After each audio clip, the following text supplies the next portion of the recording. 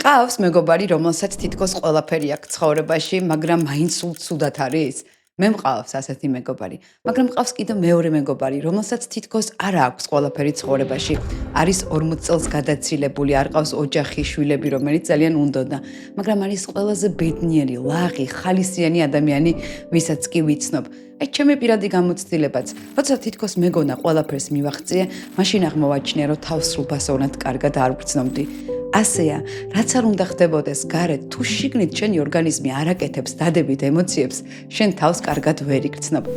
ხო და რა აკეთებს დადებით ემოციებს ჩვენში? როგორ შეგვიძლია გავზარდოთ მათი რაოდენობა და შევამციროთ ნეგატიური ემოციები? ამაზე პასუხი რომ მივიღოთ, უნდა ვიცოდეთ რა არის ზოგადად ემოცია და როგორ აკეთებს ტვინი ამ ემოციას.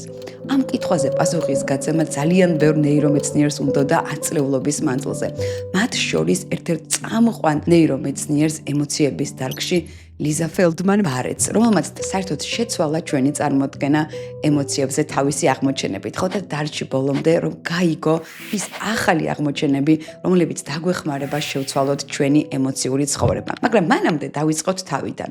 როგორ გონია? როდესაც მე შევიგრძნობ რომელიმე ემოციას, მაგალითად შიშს ან სიხარულს, ეს შეგრძნება იგივეა, რაც შენ გაქვს, როცა შეიგრძნობ სიხარულს ან შიშს. მე არ გეკითხები იმას, ერთი და იგივე რაღაცები გვახარებს და გვაშინებს თუ არა, აქ პასუხი ნათელია.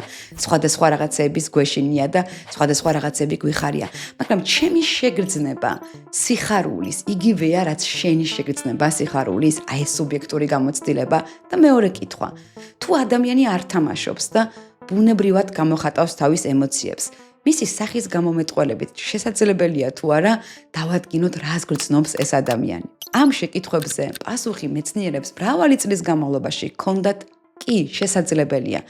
ბევრი წელი ეგონათ, რომ ადამიანები ემოციებს ერთნაირად შევიგრძნობთ და ადამიანები შესაბამისად ერთნაირად გამოვხატავთ ამ ემოციებს თუ არ ვთამაშობთ. ამ დაჯერებას დურგს უმყარებდა მრავალწლიანი ექსპერიმენტების შედეგები. ექსპერიმენტატორები იღებდნენ 6 ბაზისურ ემოციას, ანუ მსახიობები თამაშობდნენ ემოციას: ბრაზი, შიში, გაოგნება, მოწყენა, სიხარული და ზიზღი. და ამ ფოტოებს აჩვენებდნენ ადამიანებს მთელი მსოფლიოს გარშემო. და როცა ეკითხებოდნენ, რას გრძნობს ეს ადამიანი ამ ფოტოზეო, ადამიანების აბსოლუტური უმრავლესობა ყველგან სწორედ ამბობდა, რა ემოციას გამოხატავდა მათი სახე. ამიტომაც ეგონათ მეცნიერებს ბევრი წელი, რომ სახის გამომეტყველება არის უნივერსალური და ჩვენ შეგვიძლია იოლად გამოვიცნოთ სხვა ადამიანის ემოციები. მაგრამ როდესაც ნეირომეცნიერმა ლიზა ბარეტმა უფრო ღრმად დაიწყო ამ საკითხის შესწავლა, აღმოაჩინა, რომ ასე არ არის. როგორც კი შენ ადამიანებს აძლევ ფოტოებს და ეკითხები, რას გრძნობ და იქვე არ არის სავარაუდო პასუხები იმ 6 ბაზისური ემოციის, ადამიანების დიდი ნაწილი უკვე არასწორად აიდენტიფიცირებს, რა ემოცია არის გამოხატული სახეზე. მეტიც, ეს ფოტოები წაიღო მისმა ლაბორატორიამ მომთაბარე ტომებში, სადღაც ტანზანიაში, სადაც ჯერ კიდევ ძველი სტილით ცხოვრობენ ადამიანები და არა აქვთ დასავლური ცივილიზაცია და კონცეფციები ემოციების შესახებ. აი ამ მომთაბარე ადამიანებს თხოვდა ფოტოები დაელაგებინა ერთნაირი ემოციების მიხედვით. ანუ ყველა გაბრაზებული ფოტო ერთად, ყველა სიხარულიანი ფოტო ერთად და ასე შემდეგ. აღმოჩნდა, რომ ეს ადამიანები სრულიად სხვანაირად ალაგებდნენ ამ ფოტოებს. ყველა ფოტოს, სადაც კბილები ჩანდა, ალაგებდნენ ერთად, სადაც თვალები ფართოდ იყო გახელილი, ალაგებდნენ ერთად. ასე აღმოაჩინეს, რომ წინასწარ თუ არ აქვს ტვინს შექმნილი კონცეფცია, რა შეიძლება იყოს ეს ემოცია, ადამიანის სახის გამომეტყველებით ვერ ცნობს ემოციებს. აქ შეიძლება მითხრა, ეს ვერ იქნება სიმართლე, მე რო შევხედავ ჩემს პარტნიორს სახის გამომეტყველებით, იმავე წამს ვიცი, რას გრძნობსო. და კი, შეიძლება ეს ასეა, მაგრამ იმიტომ არა, რომ ემოციები არის უნივერსალური და ყველას ერთნაირი სახის გამომეტყველება გვაქვს. შენ სწორად შეიძლება იცნობ მის ემოციებს, იმიტომ, რომ შენ ტვინს აქვს სტატისტიკურად დიდი ინფორმაცია კონკრეტულად ამ ადამიანზე. წინა ეპიზოდიდან ხო გახსოვს, ტვინი რეალობაზე დებს თავის საუკეთესო ვარაუდს. ისე თუ არ გინახავს ეს ეპიზოდი ძალიან გირჩევ ნახო.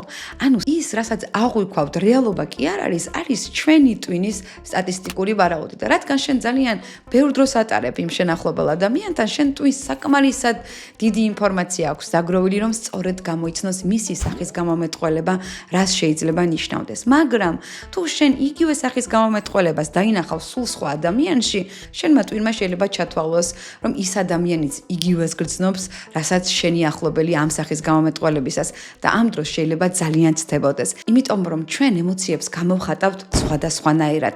არამც თუ ადამიანები განსხვავდებით, როგორ გამოვხატავთ ემოციებს, არამედ ერთი ადამიანი სხვადასხვა დროს, სხვადასხვა კონტექსტში შეიძლება სულ სხვანაირად გამოხატავდეს ემოციას.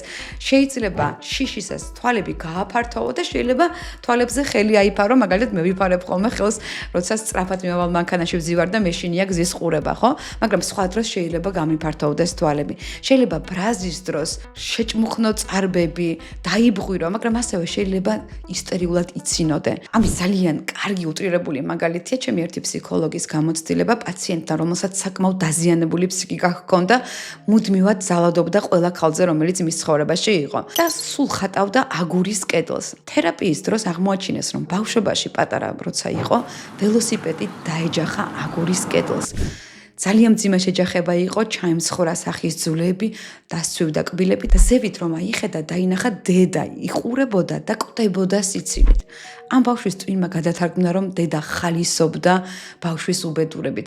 სინამდვილეში კი დედას ისტერიული სიცილი ჰქონდა.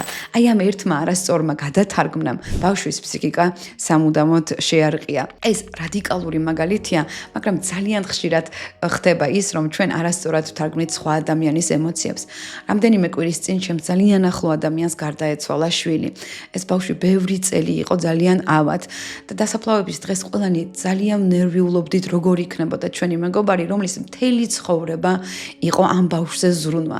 ერთი ცრემლი არ ჩამოვარდნია. ერთ მომენტში სიცილითაც კითხვა რა ვქნა ვერ ვტირიო და მისი მეორე მეგობარი მოვიდა ჩემთან და მითხრა, როგორ მიხარია, როგორ ვაშკაცურად უძლებსო.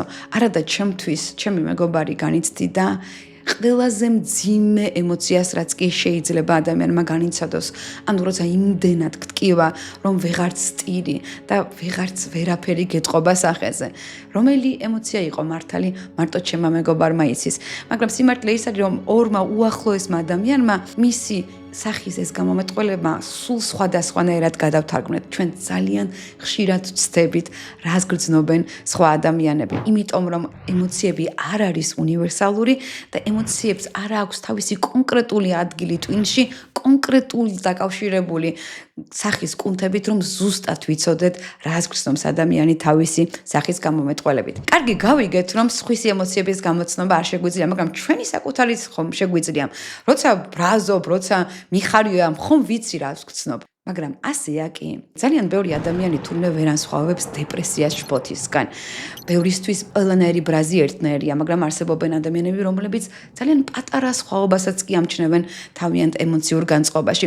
ისევე როგორც ანსხვავებენ წითელს და მწვანეს, მაგრამ ყველა წითელი ზოგისთვის ერთნაირია. აი ამ ორ ფერს შორის ხედავს სხვაობას. ზოგი იმავე წამს დაინახავს სხვაობას, ზოგისთვის ეს ორი წითელი ერთია. ასეა ემოციებშიც. მრისხანება სხვა არის, მძვინვარება სხვა არის, სასოწარკვეთა სულ სხვა არის, ბრაზი, აგრესია, განსხვავებული ემოციებია. ზოგისთვის კი ყველაფერი ეს ერთ დიდ ემოციის კატეგორიაში ბრაზში გადის. ერთადერთი რაც ზუსტად ყველა ადამიანმა დედამიწის ზურგზე, ყველა თაობისამ იცის ზუსტად არის კარგად გრძნობს თავს თუ ცუდად. გაიხსენი აბა ბოლოს როდის იყავი კარგად და შეადარა ახლა იმ მდგომარეობას როცა იყავი ცუდად. ეს განსხვავება ჩვენში არის ძალიან მკაფიო. და სწორედ აი ამ შეგრძნებას პოზიტიურია ის თუ ნეგატიური, ინგლისურად ეძახიან affects. არა effects ან აფექტურ მდგომარეობას, არამედ affect, რომელიც არის ქართულად რომ გადმოვთარგმნოთ შინაგანი შეგრძნების ტონი. რას გრძნობთ შიგნიდან და აი ამ შეგრძნებას აქვს ორი განზომილება. მიმართულება, ანუ პოზიტიურია ეს ჩვენი შეგრძნება თუ ნეგატიური, ან ნეიტრალური, ხო? და ენერგიის რაოდენობა. ანუ აღზნებულები ვართ თუ მშვიდად ვართ. აი მაგალითად მაქსიმალური პოზიტიური განწყობა და მაქსიმალური ენერგია იძლევა ექსტაზურ მდგომარეობას. ცეკვა, ხალისი, ხარხარი პოზიტიური ტონი, მაგრამ ნაკლები ენერგია არის მყუდროება, სიმშვიდე, ნაზი სიამოვნება, მაგალითად მზის ჩაცვლის ყურება, ფინჯანი ყავა აივანზე. უარყოფითი ტონი და მაღალი აგზნებულობა არის შფოთვა, შიში, ბრაზი, აგრესია, მრისხანება. ნეგატიური ტონი და დაბალი ენერგია არის ნიჰილიზმი, უიმედობა, სასოწარკვეთა, დეპრესია. აი ამ ორი განზომილებით პოზიტივის და ნეგატივის და აღზნებულობის ხარისხის იქმნება უამრავი სხვადასხვა შიდა განწყობა. ცოტა ნაკლები ენერგია და პოზიტიური განწყობა უკვე არის არა ექსტაზური მდგომარეობა, არამედ აღფრთოვანება, აღტაცება. კიდევ ნაკლები ენერგია არის მოტივირებულობა, ენთუზიაზმი, კიდევ ნაკლები ენერგია და პოზიტიური განწყობა, ცნობის მოყვარეობა. და რაზეა დამოკიდებული, რომელ სეგმენტში მოხდება ჩვენი ორგანიზმი? რა თქმა უნდა, დამოკიდებულია იმაზე, თუ რა ბიოქიმიური ვითარება არის ჩვენს ორგანიზმში. აი ახლა ამ კონკრეტულ მომენტში შენს ორგანიზმში ხდება უამრავი რამე. სისხლი ცირკულირებს, ფილტვები იკუმშებიან და იბერებიან, გლანდები აკეთებენ ჰორმონებს, ნეირონები აკეთებენ ახალ კავშირებს, გენები აკეთებენ RNA-ს, რომლისგანაც მერე აკეთებენ ცილებს, პროტეინებს, ხდება საკვების გადამუშავება. მოკლედ, ის რა ბიოქიმიური მდგომარეობა არის ჩვენს ორგანიზმში, განაპირობებს აი ამ ჩვენს განწყობის ტონს. მაგალითად, მაღალი ენერგია და პოზიტივი შეიძლება ნიშნავდეს მაღალ დოპამინს, მაღალ სერატონინს, ენდორფინს, ოქსიტოცინს, ნორადრენალინს, ტესტოსტერონსაც კი. ვთქვათ,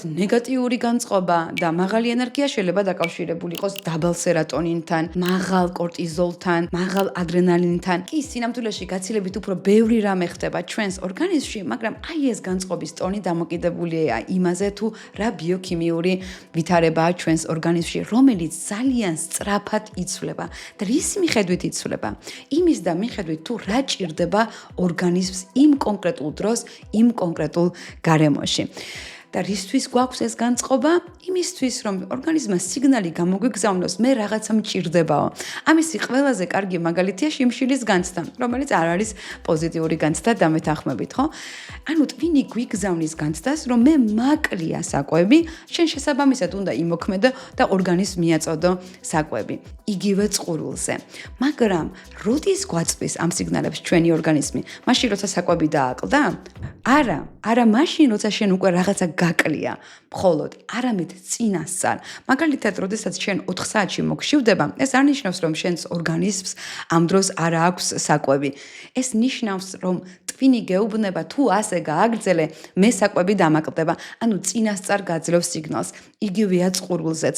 დეჰიდრატაციის დროს კი არ გწყურდება, მაშინ, როდესაც ტვინი პროგნოზდებს, რომ მე აწი მომწყურდება. მაგრამ სამწუხარო ის არის, რომ ჩვენ ძალიან ხშირად არასწორად ვკითხულობთ ჩვენი ორგანიზმის სიგნალებს.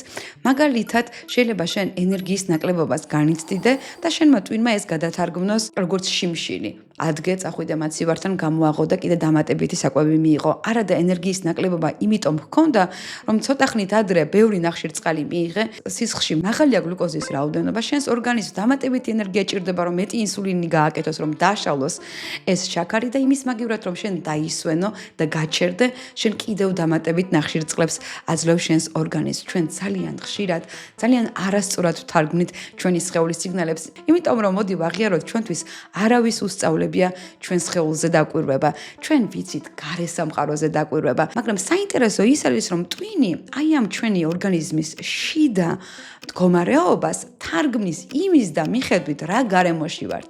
მაგალითად, თუ შენ მუცელში დაგიარად ამ დროს გამოცდაზე უნდა შეხვიდე, შენი ტვინი ამ სიგნალს გადათარგმნის როგორც შფოთს. თუ ამ დროს ელაპარაკებოდი სიმპათიურ ადამიანს, გადათარგმნის როგორც ტოლვას. თუ ცოტა ხნის წინ ჭამე რაიმე უცნაური საკვები, გადათარგმნის როგორც კუჭის მოქმედებას.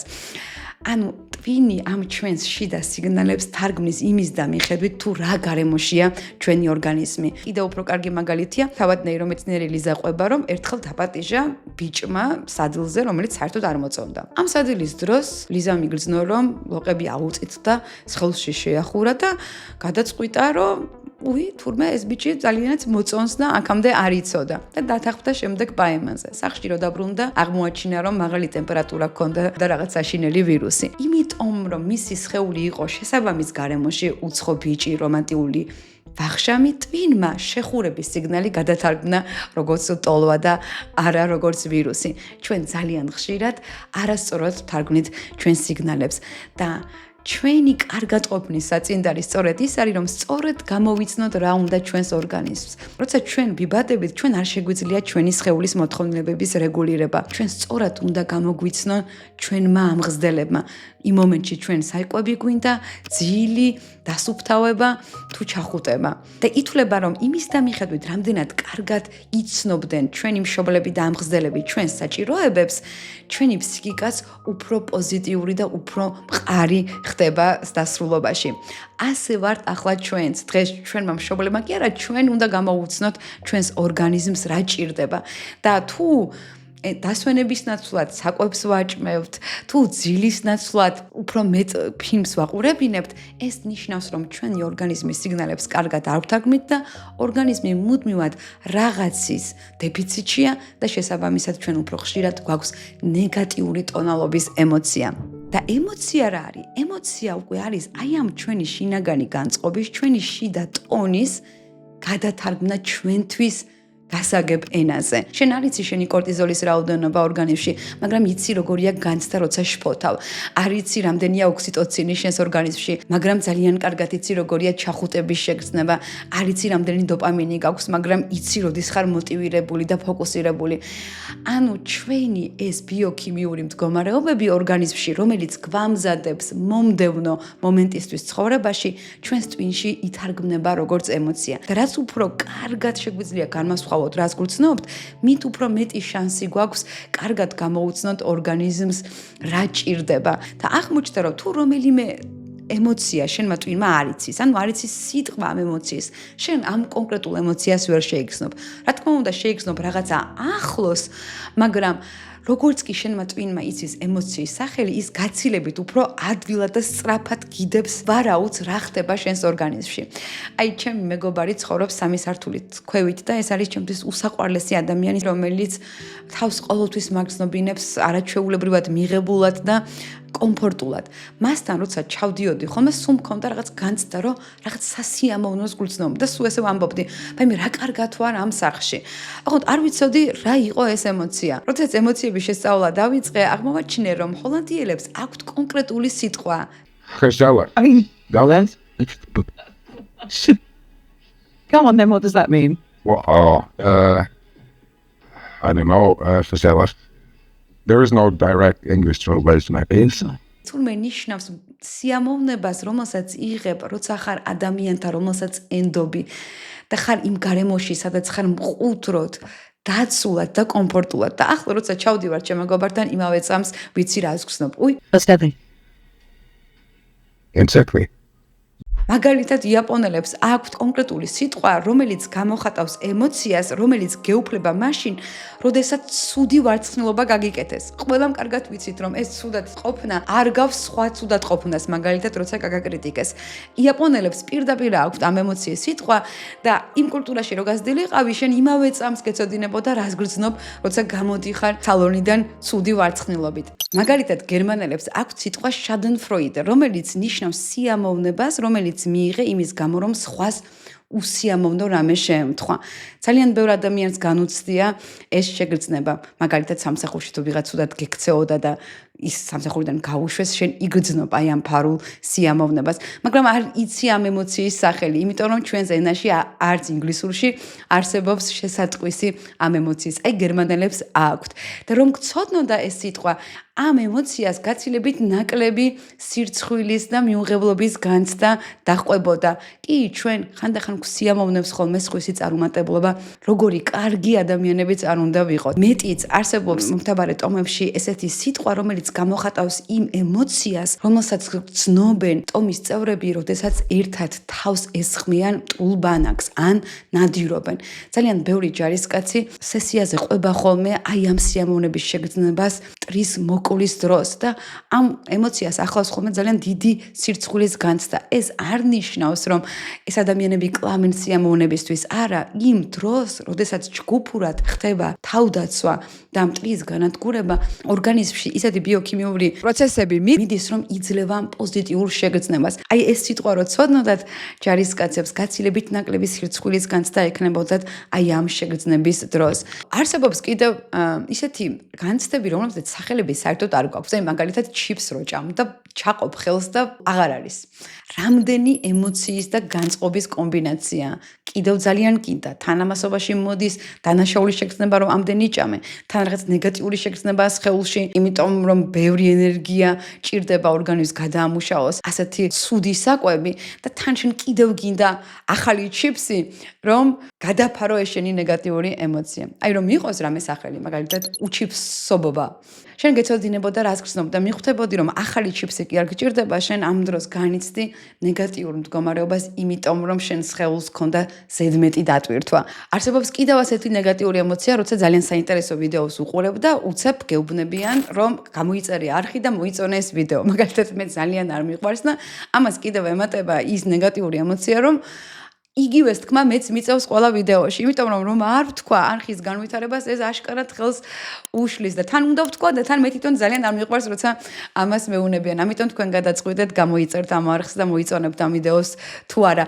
ესე იგი, როდესაც არსებობს ტვინში ემოციის სახელები, ტვინისთვის უფრო ადვილი ხდება დაგიდოს კონცეფცია. ამას რატომ აქვს მნიშვნელობა? იმიტომ რომ ადამიანებს, რომლებსაც აქვთ მაღალი გარჩევადობა ემოციების, ანუ კარგად ასხვავებენ რას გრძნობენ, მათ აქვთ უფრო ნაკლები რისკი გულსიზრახთა დაავადების, უფრო ნაკლებ დღეებს ატარებენ ჰოსპიტალში, ნაკლებად მიმართავენ ექიმს, ნაკლებ მედიკამენტს იღებენ, აქვთ ნაკლები რისკი დეპრესიის, შფოთის და მეტიც.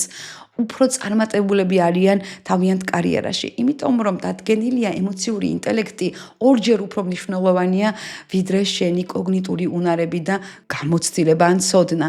და ემოციური ინტელექტის სხვების ემოციების გამოცნობა კი არ არის მხოლოდ პირველ რიგში არის საკუთარი სხეულის სიგნალების სწორად გადათარგმნა. და მივედით ემოციურ რეგულირებამდეც.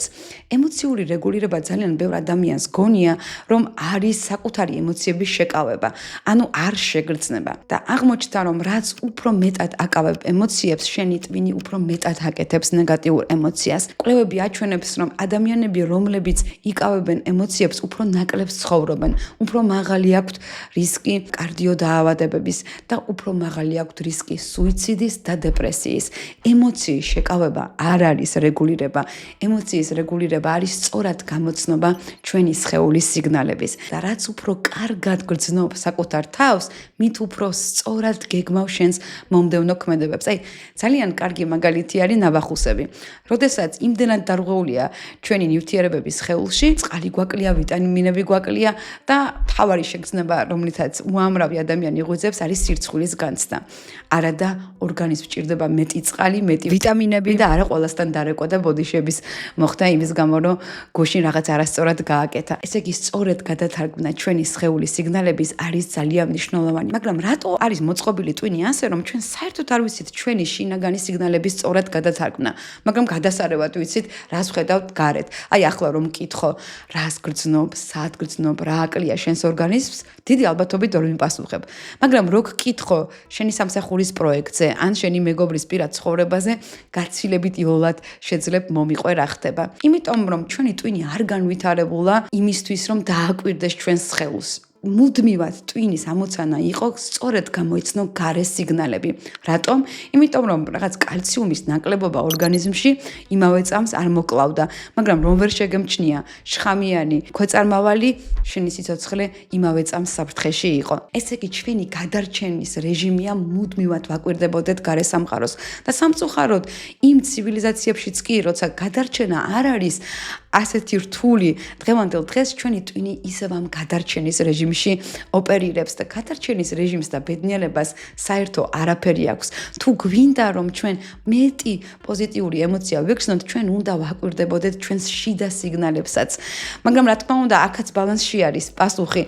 თუ მუდმივად დაკვირვებაში ხარ საკუთარ თავზე და უგულველყოფ გარე სამყაროს სიგნალებს, არც ასე იქნები კარგად, ხო? თავარი არის ჩვენ ვაკვირდებოდეთ ორივეს, მაგრამ დღევანდელ სამყაროში ჩვენ პირიქით გავურბივართ ჩვენ შიდა სიგნალებს, თუ გტკივა რამე, თუ გული გვერევა, იმას კი არ ვიწყებთ, რომ აღმოვაჩინოთ მიზეზი ამ დისკომფორტის. არა, იმავე წამს ვცდილობთ მედიკამენტით გავიყუჩოთ, ან გადავთოთ ჩვენი ყურადღება სხვა რამეზე.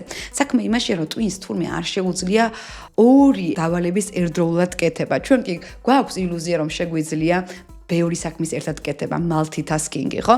სინამდვილეში ეს არის უბრალოდ ჩვენი უნარი ძალიან სწრაფად გადართოს ყურადღება ერთი საქმიდან მეორეზე. ტვინი ფოკუსირებული არის მხოლოდ ერთ რამეზე, ერთ კონკრეტულ მომენტში. ესეთი ექსპერიმენტი ჩაატარეს, ერთ თვალში აყურებინებდნენ სახს და მეორე თვალში აყურებინებდნენ თევზს. და როცა ეკითხებოდნენ ადამიანს, რას ხედავ, ის ვერ ხედავდა სახს და თევზს ერთდროულად. ერთ მომენტში ხედავდა სახს, მეორე მომენტში ხედავდა თევზს. არა და გარე სიგნალი ყოველთვის ორივე ერთდროულად იყო. ჩვენს ტვინს შეუძლია ფოკუსირება მხოლოდ ერთ რამეზე. და თუ ჩვენ მუდმივად ფოკუსირებული ვართ გარე სიგნალებზე, რამდენმა მოიწონა ვიდეო, რამდენს მივაჩნივარ ჭკვიანი, რამდენად მოწონვარ ჩემს ბოს, ანუ გარე სიგნალებზე, ჩვენ საერთოდ ვეღარ ვგრძნობთ ჩვენი შიდა სხეულის სიგნალებს და ხშირად ვაზიანებთ მას და ამიტომაც ის ხშირად დისბალანსია, ანუ ჩვენი შინაგანი შეგრძნების ტონალობა არის ნეგატიური და ჩვენ ამ ყველაფერს ვაბრალებთ ისევ გარე სამყაროს, სხვა ადამიანებს, იმას რომ რაღაც გვაკლია ცხოვრებაში. სინამდვილეში გვაკლია საკუთარი სხეულის მოსმენა. და ახლა როცა იცი, რომ ემოცია არის შენი ორგანიზმის ბიოქიმიური მდგომარეობა, ალბათ მიხვდები, რომ ყველაზე მთავარი არის მოუარო შენს ორგანიზმს. ახლა უნდა გავხდეთ ძალიან ბანალური და რავი, დავემსგავსო შეიძლება დედას ან ექიმს, მაგრამ ჩვენ ვერ გამოვიცნობთ ყველა მინერალს, რომელიც გვაკლია, ყველა ჰორმონს, რომელიც გვჭირდება, მაგრამ ერთი რამე ხომ ყველამ ვიცით, სხეული რომ იყოს ბალანსში, ჭირდება რამდენიმე რამე. პირველ რიგში რამდენი ხანი გძინავს, მეორე რა საკვებს იღებ, მესამე და მნიშვნელოვანი რამდენს მოძრაობ, მეოთხე და ხშირად ამას ადამიანები ვერ ხვდებიან რამდენად მნიშვნელოვანია ჩვენი სხეულის ჯანმრთელობისთვის, როგორი სოციალური ურთიერთობები გაქვს. იმიტომ რომ მეცნიერებმა ნახეს, რომ ჩვენ ერთმანეთის ნერვული სისტემის რეგულატორები ვართ.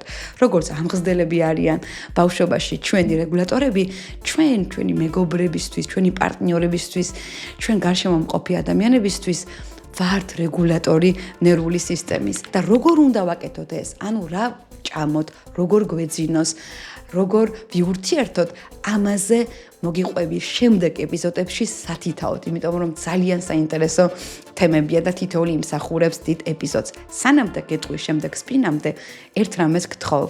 აი ახლა ამ ვიდეოს როცა გათიშავ, დახუჭე თვალები და დააკვირდი შენს ორგანიზმს. რა ჭირდება, რას გრძნობ, აბა თუ გამოიცნობ, რა უნდა ამ მომენტში შენს ორგანიზმს. ხო და ახლა უკვე გემშვიდობები, შემდეგ სპინამდე.